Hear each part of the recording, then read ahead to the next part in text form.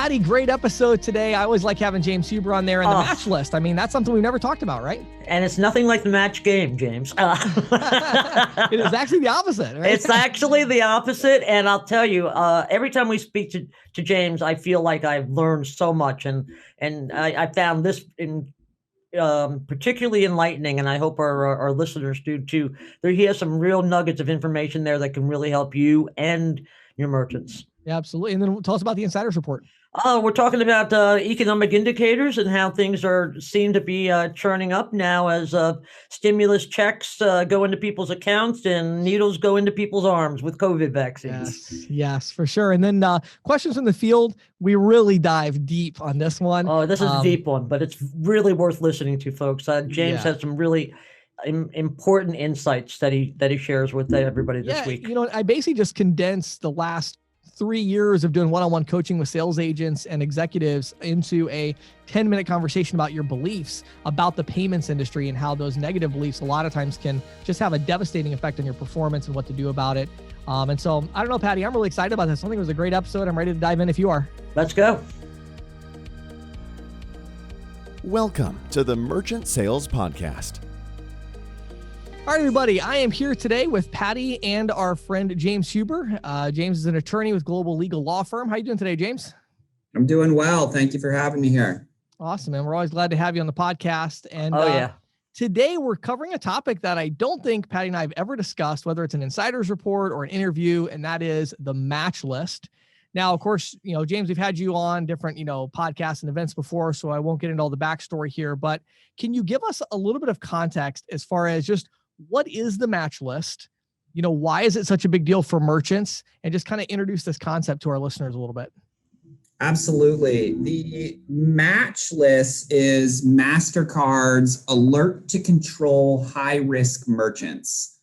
And I will tell you, I looked up that acronym to prepare for this podcast. But I've been doing this for 10 years, wrestling with this list because it's a beast.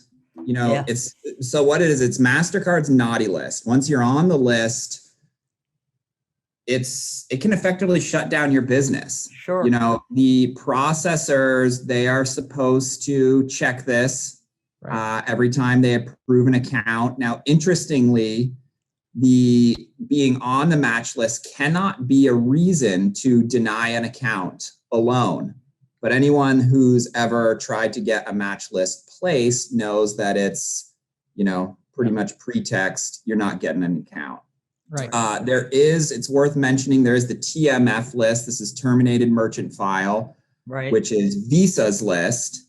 But it's not used quite as much. Visa also reports to the match list. So I think that's a little bit more robust of a list, Sure. but Sure. if you get on any one of them, you're in a pretty bad spot. Mostly people are put on this for excessive chargebacks is an easy one. Right. Or,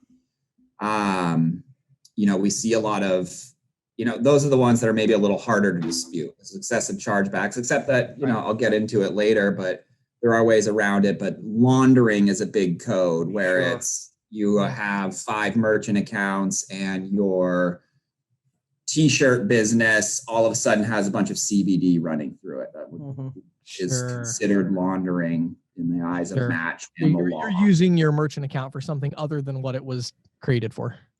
Yeah, and this can be something pretty minor even. We've seen people put the wrong website on their account and the processor go, hey, this was your website, and we're coming back and be like, well, this is my website for my other business whom you're processing for, who's doing underwriting over there. Right. But you're on it. And if you don't, gun up to get off it, you're on it. And then it can even be a problem where if you don't try and get off it right away, if you go to the processor and they have seen you're on it and they deny you an account and you get off of that list later, somebody else can check the underwriting. And if they're talking to the same system, they could be like, oh, no, you were denied an account because you were placed on match. What was going on there? Never mind. We don't want to touch it. Right. So I guess the short version for our listeners who are not familiar with the match list, basically if a merchant is accepting, credit cards, Visa, MasterCard, and they do something that gets them on this match list, the short version is pretty much no processor, no acquiring bank is going to want to touch them because they're going to assume the risk is too high. And so now that merchant's not going to be able to accept electronic payments. Since many of these merchants are card not present and they're only doing electronic payments, that effectively shuts their business down for all intents and purposes, and they're not able to accept payments. Is that an accurate description? Yeah, that's right on the spot. The other thing is it lasts for 5 years. The good news is that you fall off automatically after 5 years. I've never had anybody not fall off automatically. I mean, you can get replaced on it, of course, again, but it's not just your business. It's you, your tax ID, your social security number, your phone number, your address. It's a whole bunch of stuff that can end up putting you can't even not only business. Yeah, your other business, any business that you're associated with. If you're a manager of some business and a beneficial owner, that business ends up getting shut down. So you don't want to get on the match list. Right. So talk to us about, how big of an issue has this been for merchants historically? And I'm also really interested, especially over the last kind of year with COVID and everything else, have you seen any shift in this? How big of a problem is this for merchants, and what's kind of the status that you've seen over the last year or so? Yeah, I mean, it is worth talking about. So I've mentioned I've been doing this for a little over 10 years. And, if you came to me 8-9 years ago and you said, hey, I'm on the match list, I would have said, good luck. Have you heard of straw merchants? Have you been to Barbados? Things like that. Right. So then about, 6-7 years ago, we started having a little luck because people would still come to us and people are suing, hey, it's defamation. Right. None of those arguments were working. None of them worked. Sometimes they worked in that it's like, oh, this is not worth the headache. Let's not spend money fighting this. Right. Those weren't working because it was, how essential is accepting electronic payments? And, judges, no offense to any of them, I don't think that they were getting how essential this was. People were still using cash. Sure. Now, in the last year, the match list has been going bonkers. I think if there's a ticker of merchants being put on the match list, that thing is, it's ticking all the time. Yeah, clicking away. So, I think at this point, we're all aware that there's a little bug going around that shut everything down. So now we've got merchants that were selling online, let's say a good pool supplies. Right. You still need your pool supplies. You can't go get your pool supplies. This is essential. Your pool's going to turn green, all this stuff. So people are going online. They don't know what to order because they're, it's a mess. And then there's supply chains messes. And so these people are getting put on match lists because people are charging back and their business quadrupled. And, on their application, they said, oh, I do about 50,000 a month. Now they're doing 500,000 a month. Match list. You're processing beyond your, what you put on the agreement. And all these customers are complaining, saying they didn't get the supplies. You're going, yeah, they got their supplies, but they don't know the difference between chlorine and fluorine or whatever. So there's been a tremendous uptick this year in people getting placed on the match list. But when I'm talking about the regulatory environment, which I think affects whether merchants are getting taken off of this, we are, not to toot my own horn, but we are getting people off of the match list at, I would say somewhere around 80 to 90% of the people that come to us. And we have a lot of people to come to us, probably 20 a month or more. The phone's ringing every day, all day, get me off this match list because everybody's been on it. Now, like I said, over the years, we've kind of been like, look, we're in business. We love making money, but don't, spend money with me. You're just going to pay that in rates, processing offshore or setting up your business so that you're somehow not involved with it. So we have a humongous uptick in match list, but we have a humongous uptick in getting people off of the match list. Right. Because of these issues. And I think it's the regulatory environment too. I think that it kind of ties into the social media cases of these companies have too much power. Right. Mhm. And now, if I'm going to go take this to a judge who himself or herself has been ordering things online for the last Mhm. year using their card, I Right. think it's going to start clicking of, oh, wait, hold on a minute. Right. Right. Yeah. I Sure. love it. I love it. So I guess kind of my last follow-up in this section here, I just want to get a flavor from you of why should our audience care about this? So we have ISOs, we have agents that are listening, right? And so, what are some situations that you're running into that they're experiencing where you feel like them gaining an understanding of the match list, maybe even working with you guys on this? What do they need to know? What do they need to do to take advantage of some opportunity here with this change in the marketplace with the match list? Absolutely. There's a couple reasons. One is you want to keep your merchants off the match list. If your merchant gets matched, they might blame you, and you're also going to lose what was probably a really good account, very lucrative, maybe a little high risk, but was growing like crazy. So you want to keep them off the match list. So, you've got this great account, all of a sudden it starts booming. You're going, great, here come the fat residuals, and they get shut down. So you want to be looking at your merchants processing close, looking at chargeback levels, looking at anomalies. And, the other thing I said is that it might be your fault that they're on the match list. You may have written down the wrong website on the application. You may have not talked to them about What what their volume they were processing doing. limit is. Right. They sent you a 20,000 a month statement, but you didn't know that was their off season, and they do $500,000 a month in the main season. And when that happens, all of a sudden they get on the match list, and they, of course, correctly blame you for that. Right.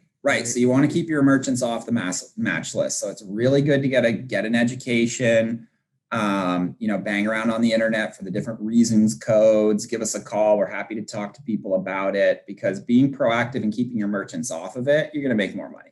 Right.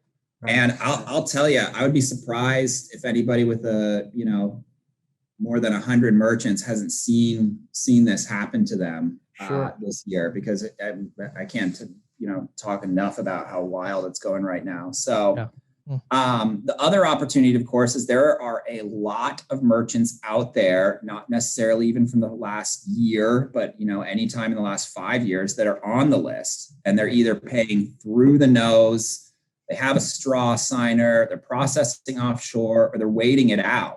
Right. So there's a huge opportunities to help these merchants get off the list, find regular processing accounts. Then you've got a loyal customer who's going, wow, you know what you're doing. You got me off this list. I hired an attorney back in the day, and they didn't have it. They couldn't do anything. My family law attorney, he was great at my divorce, but he had no idea. So the other thing is you can still charge pretty good rates to these people. If they've been paying 8 to 12% processing offshore, you can bring them back. Yeah, the other opportunity is you can vet these merchants out and go to the processor and go, because these processors are seeing it too. You can vet these guys out and go, look, they're on the match list, but this was a mistake.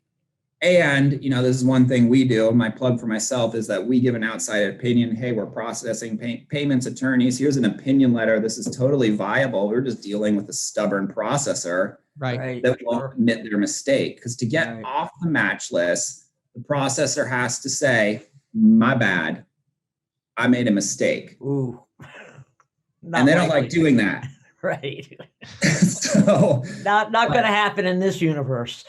Well, it's actually more often than you might think, but you can imagine why they wouldn't want to do that, because it's like, oh, if you're making a mistake here, where else are you making mistakes? But what our method has been is make it less painful to say, I'm sorry, which is not painful at all, except my 3 and 6 year olds are writhing still from, this weekend, but, make it less painful to just take them off. The other reason is we have seen agents get placed on the match, and more so on the TMF list. Really? This is a little new and novel, but there's nothing that says this can't be done.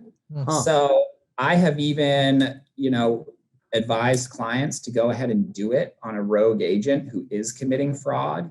the argument would be they're in on it. So, you're an Sure. affiliate marketer and you're setting up 700 accounts for this one merchant. Right. Yeah.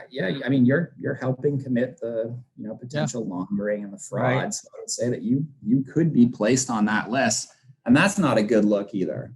Right. Sure.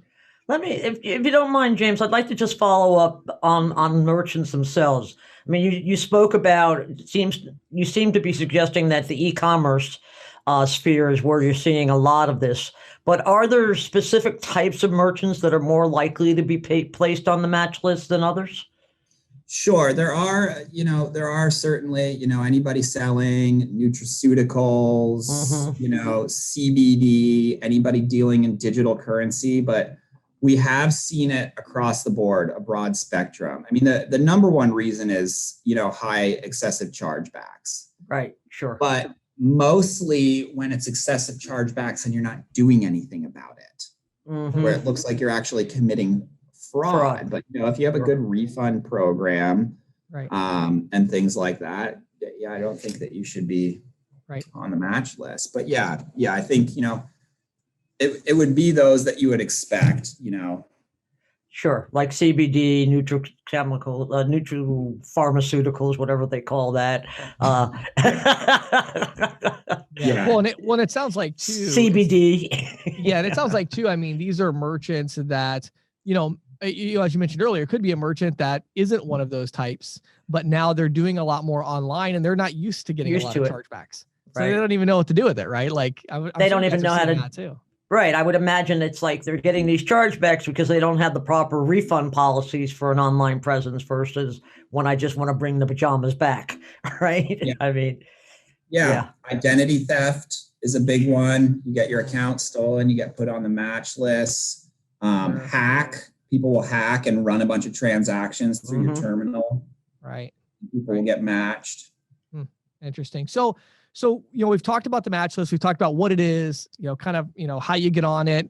And we've talked about why it's interesting to ISOs and agents. Now what I'm curious about is what do you do about it? So you've touched on it already a little bit, but can you, we don't have to share all the magic sauce behind the scenes. I know your firm really is uniquely positioned to handle these merchants because of your connections in the payment space. Everybody, I imagine it'd be a little easier for you to get a concession from a processor than some random attorney. So you have a huge leg up, but can you share with our audience a little bit of, what does it take to get off the match list and what are you doing to help these merchants accomplish that?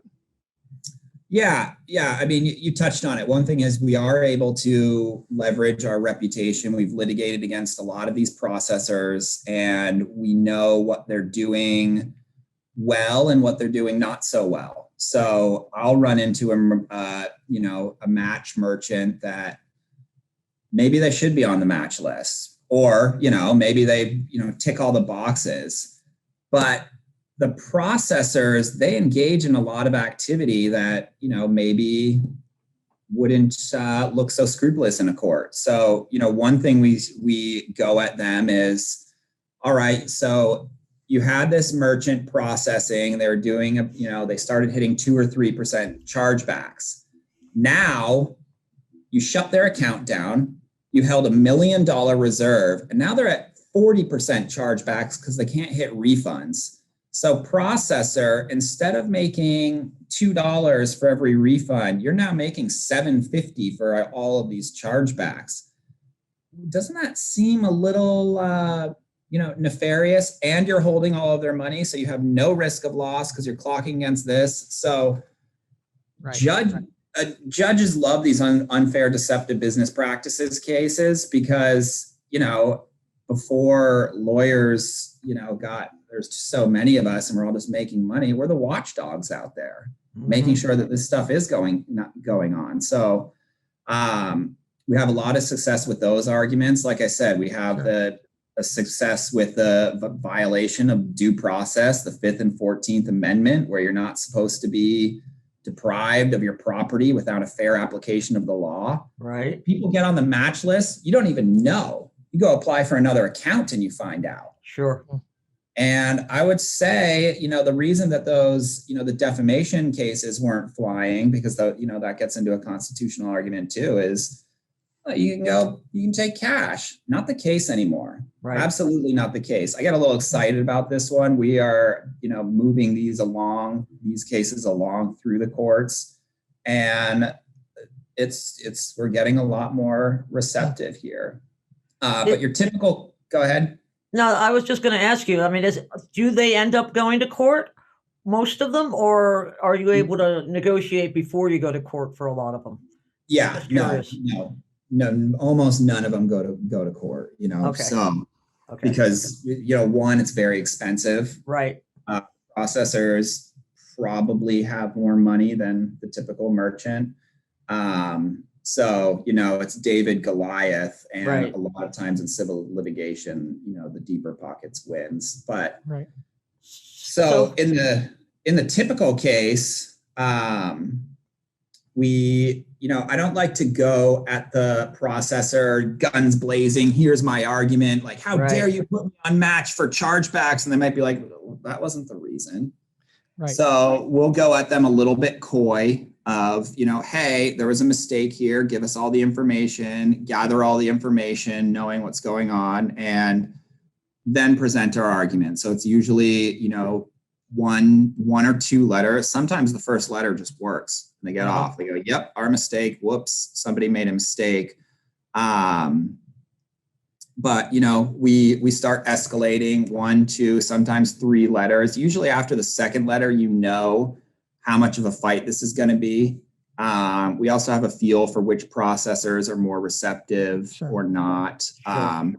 But it's, what we do all day. We gather all the facts, we apply the law, and then we go at them hard saying this is going to be painful. And the nice thing is you'd be surprised of certain businesses' appetite here. Some people feel very wronged by this, and they are willing to invest to, correct the wrongs that have been done to them. So that's the nice thing, is the processors will sometimes look and go, your guy doing, $50K a month, he's really going to sue us. And we're going, yeah, he is. Sure, he's mad enough.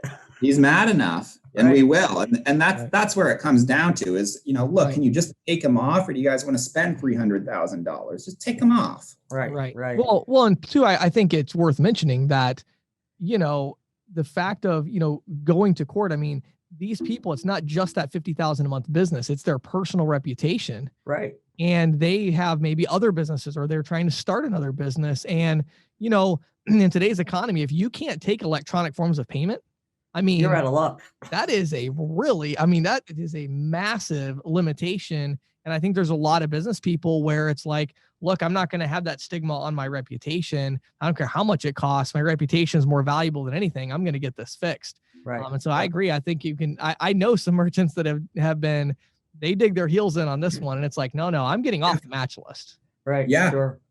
Yeah. So James, how long does this process take? I mean, letter writing. I mean, we're not talking about I send a letter today and tomorrow everything's fixed, right? I mean, it's a process. I mean, are we talking about months, a year? How does that go? No, we're not talking about a year. I mean, lawsuits take a while. So right. But they often settle quicker. I'll see a lot of them. I hate putting out there because some people will be like, I heard it takes a week, but we've seen it. We send one letter and they get off. Sometimes it's a week. Usually you're talking about a couple months, and it's, one or the other. Okay. But it's not long. The nice thing is that at least you'll have done everything, and we don't charge a lot to do this. We bill by the hours. We do so much of this, doesn't matter. So at least, all right, we've tried everything we can. Now let's go try that alternative solution. Sure. And we know that we've put everything to it, because like I said, we come a lot across a bunch of these where they're like, well, I had my attorney try something, and I'm like, let me show you what we can do. And then we'll get them off. So, at least, you can proceed forward, with the full knowledge of how to run your business correctly. But Yeah. as you say, also, it's not like you go get the same lawyer that handled your divorce or your real estate transactions. That's why you are so good at it, because you understand the processing business. And let's get real, there aren't a ton of lawyers in this country that really understand the processing business. No, there really aren't. Don't ask me about your divorce, and Right. I won't have my dentist fix my car. Right, Right. exactly. Yeah, exactly. I think I really want to pivot a little bit for my last question for you, James, because one thing that keeps in the back of my mind is, the executives that are listening right now from the processing companies. I actually never realized, even until this podcast, I've never fully realized the extent to which this getting on the match list can be error on the part of the processing company. So talk to the executives a little bit. The executives of the processing companies, the large ISO owners, the VP, the operations manager. What should they be doing so that they don't get a call from you about one of their merchants that they accidentally put on the match list, or incorrectly, I should say, put on the match list? You have any advice for the ISOs out there to kind of just what should they be doing right now in this changing environment to make sure their merchants are protected and they're not putting the wrong people on the match list? Yeah, I mean, look, most of these machines are running off of metrics, and Right. they're saying, you hit this certain threshold and we've got to put you on the match list. So in the beginning, I'm saying the card brand rules say that you cannot deny someone for being on the match list. They also say you have to put somebody on the match list but then it's very vague terms. I would say that there's a very, not a rare circumstances, but 60% of the people on the match list could have gone either way, and you would not have gotten in trouble from an auditor for placing that merchant on the match list. I think that there is going to be an overhaul of this system coming down the pipeline because of the effects. But yeah, my advice would be, think twice before you just click somebody on the match list, because, you're in a business and you're protecting you're protecting your business, but you are, the hand of God here. Right. It's way too much power for 5 years. We'll just go dormant for 5 years, then we'll come back. I'm sure people will still be interested in wearing, COVID, masks in 5 years or whatever. It's not the case. So hopefully that's not the case, but it's too much power, and get in front of it before that you're forced to do it. Patty and I were joking about, the Durbin regulation. Visa didn't increase its interchange rates this year, right?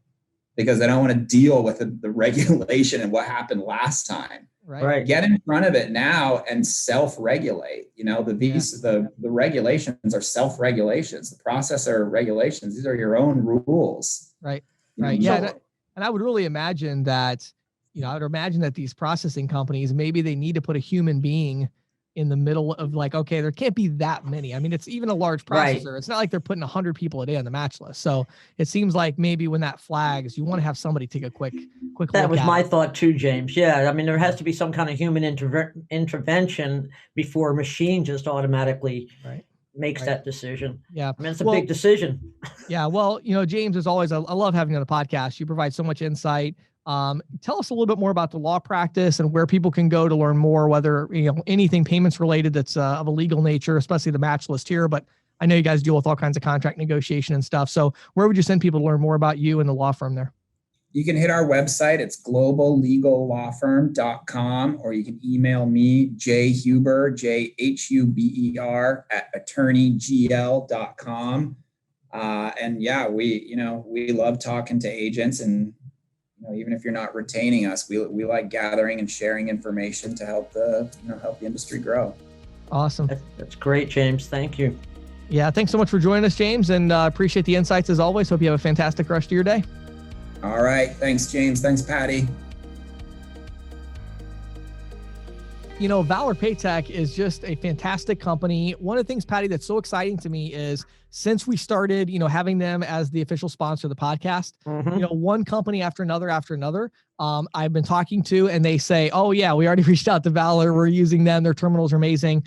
And so we're getting a lot of positive feedback. And I'm really excited about it. What I would say is, Patty, I don't know, do we have any listeners left that have not checked it out yet? I was just going to ask you the same thing, because it seems like, I mean, this is really going places with our listeners as well as with other people. I'm sure there's that word of mouth that progresses as well, you know? Absolutely. So definitely, if you have not done so already and you're missing out, go to ccsalespro.com/Valor, VALOR, ccsalespro.com/VALOR. Schedule your free demo and check it out. You're going to love it. It's an amazing solution. And now, here is Questions from the Field with James Shepard. So Patty, I am working on a new training course. Haven't talked about it yet anywhere. I was going to put something out last week, but I'm like, nah, I'm going to wait until it's totally done. But it's called Merchant Sales Mastery. Okay. Like a master class? Yeah, sort of. It's a lot bigger than that, but it's going to actually be about a 30-hour video training course I'm putting together, and it includes an interactive live event. And so it's going to be kind of the ultimate, you know, if you are, whether you're new or experienced in merchant services, if you just want to become a payments expert and really grow and build a business, you know, this is going to be the authoritative course for that. And so I've been working on it for 12 years, you know, it took me 6 months to put this one together, but right. Anyway, but in the process of doing that, you know, I kept coming back, because I think, you know me, my content, I like to be just very informative and practical, you know? Right. And you know, it's funny. So I have the 6-week Jumpstart program right now, which is where I do the one-on-one coaching. Right. And I was kind of auditing myself as I was making this training course outline, and I'm thinking about, what am I talking about when I'm doing one-on-one coaching? What are these people, these participants, what do they want me to talk to them about? And what do we end up discussing? And when I really, you know, started tracking that, I was really surprised that, you know, I wasn't really talking about payments very much, because I have all the video, you know, it's like I already have another 30-hour video course. You know, I've got all the content out there. Sure. The reason they wanted to talk to me one-on-one was because of things like they're having a hard time prospecting, or they just are not sure if they made the right decision to go to this industry, or they're burned out because they've already built a big portfolio and they want me to help them figure out how to get to the next step. Right. And all of those things map to the same issue, which is the beliefs that you have. Right. The beliefs that you have about yourself, about your work, about your industry. And so I actually put a fair amount of time into creating a section of the Merchant Sales Mastery that talks about your beliefs as a payments expert. And I wanted to just kind of briefly talk about a couple of these things that I think are so crucial and just don't get talked about enough. So let me just break down a few of these real quickly in no really particular order, but just some of the beliefs I've seen that are limiting beliefs and the things we can do to change our mindset. You know, the first one is just, what do you believe is the purpose for a sales professional in general? You know, what is the purpose? And I think if we're honest with ourselves, I think a lot of salespeople, what they really believe, they wouldn't maybe say this, but what they really believe is, my job is to talk people into something they don't want. You know, that's what a salesperson does. If you believe that, you are never going to be good at sales. Yeah, that's true. Because that's not true. Right. That is what terrible salespeople do. Right. That is not what honest salespeople with integrity and passion, that's not what they do. And so that's what I've always found very intriguing about you, very compelling about you, James, is you're passionate about what you're selling. Yes, and that passion is founded in your belief system that this is something very good. It is. Yeah. It is. Every morning when I get up, I take about 10 minutes and I have a list of beliefs, and I read these beliefs every morning. I believe this. I believe this. And part of that is the things I'm selling. You know, I believe I'm going to change people's lives with my training. I believe my, you know, statement analysis company is a unique opportunity. I could go through them. I have most of them memorized, but I have all these beliefs where, you know, as a sales professional, your job is, your belief is, you have to say, as a sales professional, I am out there trying to help people to make better decisions to impact their lives in a better way. You know, if you don't believe that, you're not going to sell very good. And so you have to change your belief system to say, I'm actually trying to help people. And that's why I'm selling, because I'm trying to help people make more informed decisions. And so everybody needs to have their own unique belief system, but you need to think through and change. If you have a negative belief system about sales in general, change those beliefs to more positive beliefs about how you want to help people. One of the other beliefs I have in the course I talk about is, I believe business owners need a payments expert like me because XYZ. fill in the blank. Right. Right. And when I talk to participants in the 6-week jumpstart program about this, I a lot of times get the silence. I you bet. know, I don't know. Why do business owners need me? I need them. I want their money. I want to Right. get residual, but why do they need me? And if you don't understand why they need you, that's probably another good indication of why you're not making very many sales, right? Sure. To me, people need, business owners need payments experts because payments are crucial to their business operations. Right. Doing it incorrectly can get them into all kinds of trouble, can cost Mhm. them all kinds of extra money. And now in this kind of new reality we're facing, payments are at the core of integration with crucial technology Yes. that is needed to run the business effectively. Right. So again, everybody is different. I don't know why business owners need you specifically, but you need to know. And Right. you need to have a very specific reason. And so maybe it's even a vertical. Maybe it's, hair salon owners need me because they need to increase their revenue with online scheduling software Mm-hmm. that's integrated with payments at a reasonable rate. Maybe that's your belief. I don't know. Right. Whatever your belief is, maybe your belief is, B2B companies need me because I know how to optimize their interchange and Right. talk to them about complex tax issues that are going to enable them to dramatically improve their cash flow, Right. But you need to understand and believe this is why I am needed. This is my role in the local economy. And if I was not part of the local economy, it would be worse because Mhm. I would be missing. And there's something I do. I'm That built is for that. one. Yeah, that sustains the local economy, of It course. does. It Yes. does. And then I think the last one I'll mention here, and again, I'm condensing a 3-hour Presentation into. yes, into 10 minutes. But the other one I would say is, and this really is where it goes really deep, and I think a lot of people have a hard time with this one, and that is, what do you believe your purpose in life is? So now Now we're getting very we zoom grand. way Yeah, out, right? way up. What is your purpose in life, or your purposes in life? None of us have one purpose. We all have multiple. If you try to fit all your life into one purpose, you can't be a good parent and a good business owner at the same time if you're Right. trying to accomplish one purpose, right? You're going to have these difficult decisions, and we all have multiple things, 2 or 3 usually, that we're trying to accomplish with our life. But you need to understand that. And then where it gets practical is, how does your work in the payments industry align with that purpose, right? So Okay. in other words, there are some people that say, well, my purpose is charitable work. I don't care one bit about payment processing, but I need money to invest in charity. Okay, great. Be honest with yourself, right? Right. The Sure. reason you're in the payments industry is to make as much money as possible. Great. Then align your decisions around that reality. Mhm. Stop doing things that are really not going to pay off because you just want to be the good guy. No, you really don't. You're trying to be the good guy in your charitable work. You're in business to make money, and that's your belief, right? Mhm. For me, my personal beliefs is all about influence. I'm trying to influence people. I'm trying to help people. So I can go the extra mile. I can make that free content that people are always, razzing me about, that are business people. They're like, James, you put so much stuff out there for free.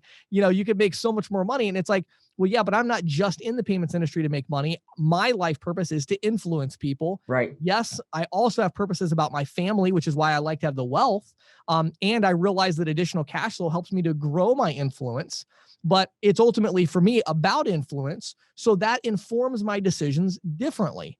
Mhm. And what I find is, with salespeople, and in this industry specifically, I find a lot of people who, they have a purpose and they feel like, yeah, I kind of know what my life's about, but they haven't connected that to what they're doing in the payment space in any Right. way.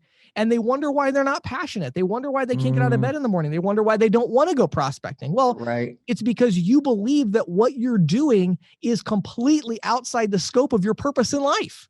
Right. So guess Right. what? You're not very passionate about it. Well, go Right. figure, right? What Mhm. you need to do, if that rings a bell with you and you're like, wait a second, what you need to do is take a blank piece of paper, a legal pad, and a pen, go drive out to a park somewhere that overlooks a bluff or something, and sit there for 2 hours and say, wait a minute, what is my life all about? Figure that part of it out, and then say, okay, I know what I want my life to be about. Now, what is the payments industry? How does what I'm doing fit into this? How can I make this fit in? And then adjust your decision making accordingly. And guess what? The next morning when you wake up, you're going to be like, I'm going to do something that's my purpose in life. And all of a Yes. sudden, you just feel a little bit of extra motivation to get out there and do the prospecting, to meet those business owners, or to manage that sales team. Right. or to grow that company or to service your merchants or whatever it is, because you now have to align these things. And so whenever you find yourself doing something that doesn't align with your purpose, you either need to change your beliefs, right? Or you need to stop doing that because you're just Right. wasting your time. So, Yeah. again, not a topic that I've ever discussed publicly at all, but it's something that I think is, on all of my consulting calls with manager. I mean, I can't tell you, Patty, how many times I'm doing a 1 hour consulting with a sales manager that's not up to par. And the Mhm. company says, James, can you spend an hour with Bill? We're struggling with him. He's not hitting. Oh, yeah, sure. I'll spend an hour with Bill. Guess what Bill and I talk about? Do you think we talk about PCI compliance? No. No. Do you think we talk about EMV? No. No. What we talk about Bill's beliefs, because Bill, inevitably, I talk to him and I'm like, what are you trying to do here? Right. And inevitably I come to a point where they realize, well, yeah, I would love to see people's lives changed or made better because of me. And we get to that level. And then I'm like, okay, how many salespeople do you have? 20. Okay. How many of them have a better life today than they did a year ago because of you? Mm-hmm. And it's like, oh, I don't know. Okay, well, why don't you get up every day and try to do that? And then by doing that, guess what? They're going to make You're going to do better. Yeah, you're going to do Sure. better in all these other metrics, but you first have to connect the dots to your mission and your purpose in life. And so I think these negative beliefs can really limit us, and we've got to kind of turn the corner on that a little bit and replace those with positive beliefs. So Right, hopefully if right. you're out there and you've got these negative beliefs, hopefully this will encourage you to take a little bit of time to identify those negative beliefs and replace them with aspirational positive beliefs of, I wish I believed this. Okay. Right. Say it to yourself every day for a year and you're going to believe it. You're going to believe it. This. It's Yes. going to get inside your head. Yeah, it is. There It's you go. all about repetition, isn't it? I mean, It is.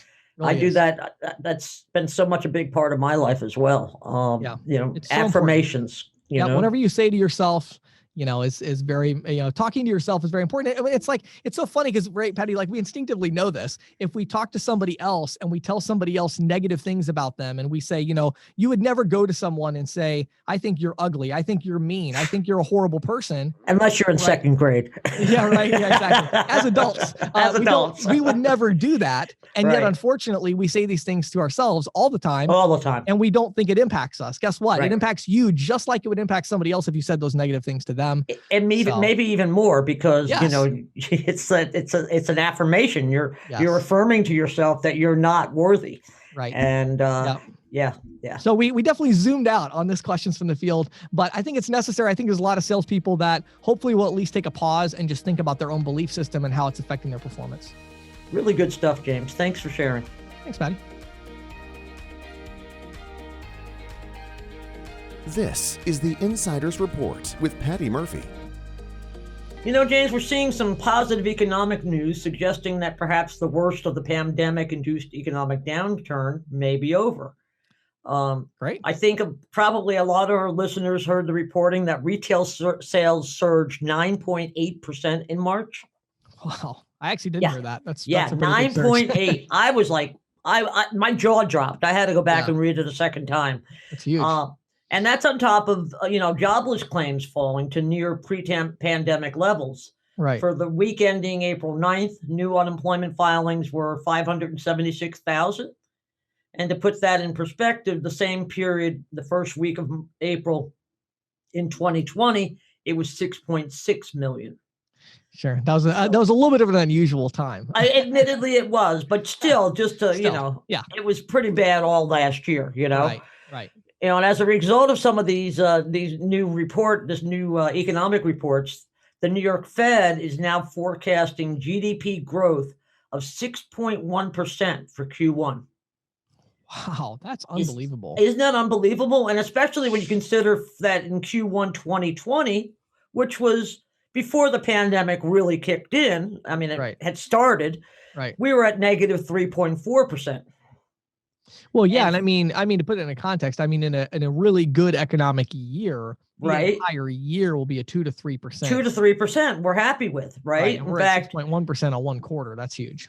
2019, I think we had 2.5%, 2.7%. So now, the one, I'll play devil's advocate here for a second. Sure. I do have to wonder how much of that, all of those good numbers you just gave us, how much of that is government money that has been pushed into the economy through. I agree. I think the government largesse has had a lot to do with it. Right. But Right. I don't think it can really account for the entire. I don't think it can either, but I think it is possible that it could account for the entire level of confidence in the market. Agreed. And so the question is, if it ever dries up, if they ever decide to, be responsible and not spend money they don't have, the question is, are consumers going to say, oh, wait a second, I don't have any of my stimulus money left, and businesses are going to say, well, we don't have any more paycheck protection program, we don't have any more EIN bailout, then it's going to say, okay, wait a second, we don't have our EIDL advance,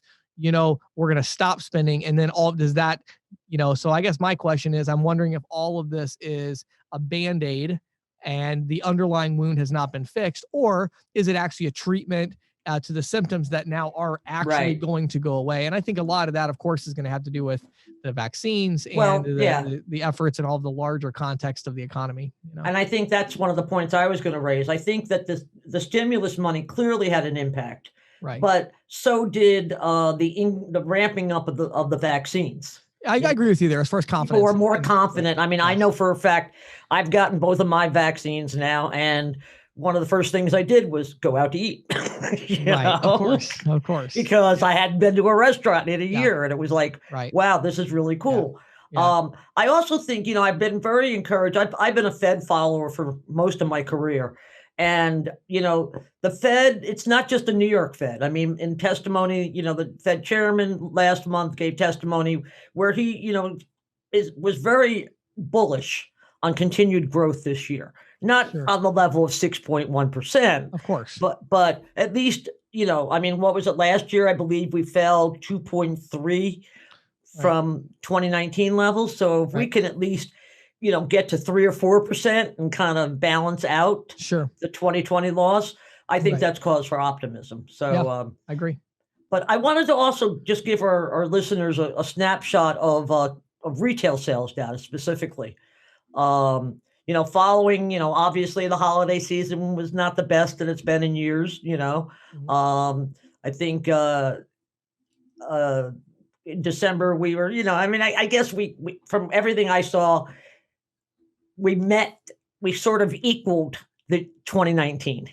Right, which is insane. And I think we would have been way up. I honestly think the biggest barrier to holiday spending this last holiday season is that there just weren't enough people that were used to shopping online. Exactly. You know what I mean? If people would have been as comfortable with it as they will be next year, I think it would have actually been up. But it's staggering that we were able to equal 2019 when it was, it was one of the worst. The online sales for everybody was just unbelievably skyrocketing. Right. And that's only going to continue. So of course. But so anyway, and then there was like a brief setback in February. I think we saw a little bit of a setback, but then it picked up again in March, and it jumped to 619 billion. Which made sales for the quarter were up 14% from the same quarter last year. Wow. Yeah. And then to put this in perspective, I just wanted to sort of, sales plunged 8.2% in March of 2020, 14.7% in April 2020. These were the largest declines that we had seen in retail sales since 2008. When the big financial crisis hit. And then they only dropped, I believe, about 8%, just a hair over 8%. Sure. So the fact that, we had 14 and 8, basically the plunge in March of 2020 was about equal to the November of 2008. Right. Okay. Right. But then I also, you and I have talked a lot about restaurants and how they've been really hard hit by the lockdown. Well, the Restaurant Business Magazine reports that food services and drinking establishments generated $61.2 billion in sales in March, which was a 13% increase over February, and only slightly less. It was about $1 billion less than March of 2019. And of course, in March of 2020, sales were only 45 billion. So that was about a 25% fall, from March of 2019 to March of 2020. And the magazine says that these sales are, surges are spread across all types of restaurants. In other words, it's not just the takeout restaurants that are booming. Right. Fine dining, etc. Fine dining. And and one of the things data points I wanted to bring up for that was that TableSafe, which has a pay at the table solution, for high-end restaurants. Right. It said dollars spent at client restaurants surged 77% in March compared to March of 2020. Well, and I think that just goes to show, I mean, when you're talking about fine dining, really, I feel like March was one of the first times that a lot of these markets even and that's it. Up, right. I mean, most of the restaurants, in fact, from all of the most populous states only began allowing restaurants to reopen table service in March. Right. New York, California, right. Florida. And so I was even surprised, like just last week, Christina's birthday, I took her to Nemacolin, and it's a nice resort in near Pittsburgh. Oh, I saw the Facebook post. Facebook post, okay. And they have a restaurant there called Lautrec that's like one of the best fine dining restaurants in Pennsylvania. And I was like, oh, I wonder what it's going to be like. It's right. Because it's an experience. Sure, you don't want to have to be behind your mask the whole time, right? And the other experiences, I mean, there's like only maybe 12 tables in the whole restaurant, maybe 16. And so I'm like, okay, they're probably going to be at like very limited capacity. It's going to be like us and one other person, because it's literally like a small room, Right. And but no, they were. I don't know what the percentage was, but I mean, it didn't seem like they were seating people in any kind of a different fashion. The tables were pretty far apart, but right. I mean, it seemed like they were pretty much full up, and we were very happy to go there and have a great experience and eat good food, and so I think generally, a lot of these places are starting to open back up again. And I think as they open back up, we're just going to see, there's so much pent up demand right now, especially in the restaurant sector. Oh yeah. And also in the entertainment sector. I had a friend call me the other day and say, there's a club in DC, a music venue, and there's an artist that we both like, and it's going to be like her first performance in a year. And, and my friend's like, well, and I, she's like, do you want to go? And I'm like, so how is this going? And they're like, well, you have to buy an entire table. I'm like, okay, I'm game for that. That's cool. As long as I'm sitting at a table with a bunch of friends. Right. Yeah, that's cool. I'm cool. And so I get to go. So next month I get to go to my first concert in over a year, which would be, and I think awesome. You're going to see more of that coming back. We're not going to see the big festivals and all that kind of stuff, but I think we're going to see more and more. And just one little aside, I have to tell you, I have some friends that bunch of girlfriends, and we Zoom every Friday night, have a cocktail hour, right? Sure. And just a gab fest, and it was so funny. The one friend shows up and she has this glass of wine, and she's like, "In Delaware, we can take our drinks home now because of COVID." Oh, that's funny. She had got out to dinner, wanted to make it back home in time for the call, and so she just had her wine and a takeout drink in a takeout cup. Funny. I thought that was very cool, and I think we're going to see more like that because people aren't going to be sitting around. Yep, I agree. Great stuff, Patty, as always. Very interesting, and hopefully these good economic times continue, and that'll trickle down to our industry for sure. That's what I'm hoping for, James. This episode of the Merchant Sales Podcast was brought to you by Valor Paytech, the technology company that is revolutionizing cash discounting and surcharging with innovative features like dual mid support, waive the fee options, and even adding non-cash adjustment charges to tips. Now, all of this is made possible by a variety of technology devices and solutions such as gateways, tabletop point of sale devices, and features like SMS text messaging and e-invoicing, all with cash discounting in mind. Valor Paytech, bold ideas, smart execution. Make sure you head over to ccsalespro.com/Valor, VALOR, ccsalespro.com/Valor, VALOR. Schedule your free demo today and watch videos and learn more about this amazing technology solution. Thank you for listening to the Merchant Sales Podcast. Whether you are an industry veteran, processing executive, or just trying to learn about the payment space, we appreciate your time. The Merchant Sales Podcast is a joint production of Greensheet.com and ccsalespro.com, and we hope you will tune in next week for more information and tips on building your merchant services business.